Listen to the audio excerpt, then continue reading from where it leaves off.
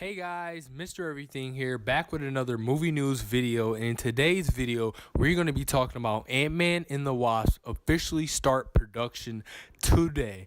Now, I actually saw this quick tease video earlier because I'm subscribed to Marvel Entertainment on YouTube. And it's just such a quick tease. It's only like 14 or 15 seconds. So it starts off, it has a little Ant-Man and the Wasp little set actor chair that the little actor sitting in or whatever. And then it pans into miniature versions. And then it says now in production. Just such a quick tease. Now I wasn't gonna actually put the video with audio and everything like I usually do with my other videos at the end of the video, but I'm just gonna put it in the description. You guys can watch it for yourself. It's so quick.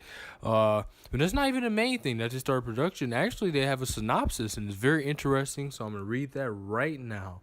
So from the Marvel Cinematic Universe comes a new chapter featuring heroes with the astonishing ability to shrink. Ant-Man and the Wasp. In the aftermath of Captain America's Civil War, Scott Lang grapples with the consequences of his choices as both superhero and a father, as he struggles to rebalance his home life with his responsibilities as Ant-Man.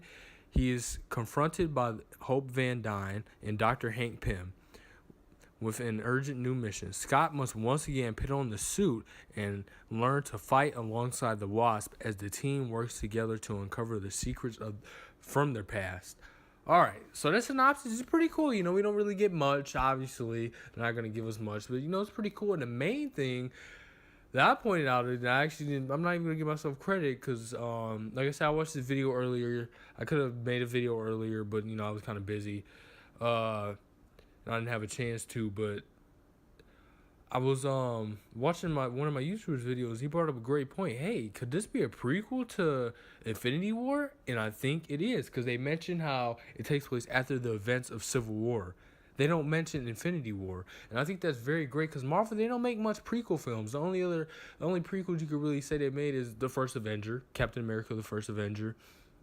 But even that, 90% of it is a prequel. But even at the end of that, it cuts right into the Avengers.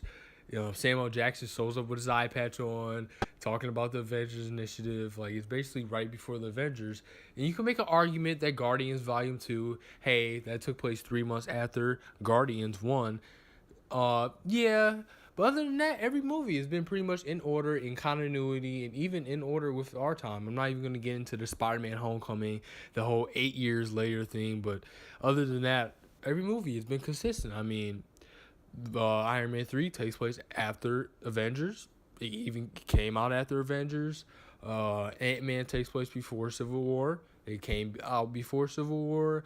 Let's see, Doctor Strange takes place before Thor 3, and it doesn't take place before Guardians, but it does take place before Thor 3 and Black Panther. At least that's what they make it seem like. It might take place around the same time as Civil War, but either way, it takes place after Civil War or around the same time. So pretty much every film has been continuity, in order or whatever. So I'm glad that they're finally doing these prequel films because another movie, Captain Marvel, that takes place in the 90s. So a prequel to Infinity War, Avengers, Iron Man. It's a prequel to everything.